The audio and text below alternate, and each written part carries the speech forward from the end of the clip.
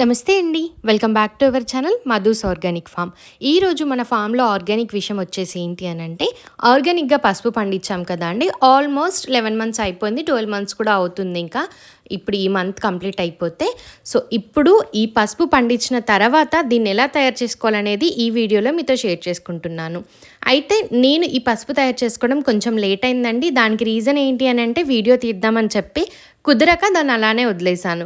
So అలా వదిలేసినప్పుడు ఇలా ఒక బుట్టలో వేసి వదిలేసానండి. బుట్టకి హోల్స్ ఉండాలి, ఎందుకంటే ఎయిర్ వెళ్ళేలాగా, సో దట్ మన బల్బ్స్ అనేవి చచ్చిపోకుండా ఉంటాయి. అలా వదిలేసినప్పుడు నాకు ఇక్కడ మొలకలు వచ్చాయండి. వాటన్నింటినీ కట్ చేసుకొని ఇప్పుడు వచ్చిన సీజన్లో, అంటే ఇప్పుడు ఈ మంత్లో నెక్స్ట్ మంత్లో వేసుకోవడానికి అని చెప్పి కలెక్ట్ చేసి పెట్టుకున్నాను. మిగతా దాంతో ఇప్పుడు పసుపు ఎలా చేసుకోవాలో చూపిస్తున్నాను. సో అంతకంటే ముందు మన ఛానల్ ఎవరైనా ఫస్ట్ టైం చూస్తున్నట్టయితే సబ్స్క్రైబ్ చేసుకొని ఈ వీడియోకి ఒక లైక్ ఇవ్వండి. సో మనం పండించిన ఈ పసుపు మొత్తం 8 to 11 మంత్స్, ఈజీగా 9 months to 10 months పడుతుందండి మనకి పసుపు మన చేతిలోకి రావడానికి. సో తర్వాత హార్వెస్ట్ చేసుకున్న తర్వాత దీన్నంతా క్లీన్ చేసుకొని స్టోర్ చేసుకున్నానని చెప్పాను కదా. ఇప్పుడు దీన్నైతే పసుపు తయారు చేసుకోవడానికి ఒక బౌల్లో వేసుకుంటున్నాను.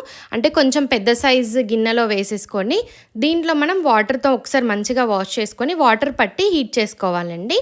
ఎప్పుడైనా కూడా మనం తీసుకునే పసుపు ఎక్కువగా ఫ్రీగా ఉండేలాగా, అంటే తొందరగా ఉడికిపోతుంది. సో పెద్ద సైజులో తీసుకోండి.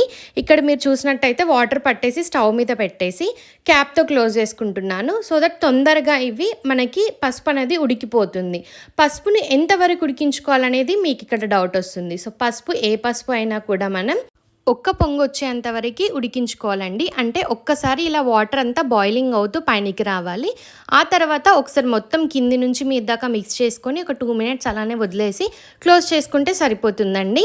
ఇప్పుడు మనకి ఈ పసుపు అనేది పర్ఫెక్ట్గా ఉడికిపోతుంది. మీరు ఆల్రెడీ ఒకసారి ముట్టుకుంటే కూడా సాఫ్ట్ అయిపోతుంది. నాకు ఈ ప్రాసెస్ అంతా 10 to 15 minutes టైం పట్టిందండి ఒక పొంగు రావడానికి. నేను లిడ్తో క్లోజ్ చేసుకున్నాను కాబట్టి ఈజీగా అయిపోయింది.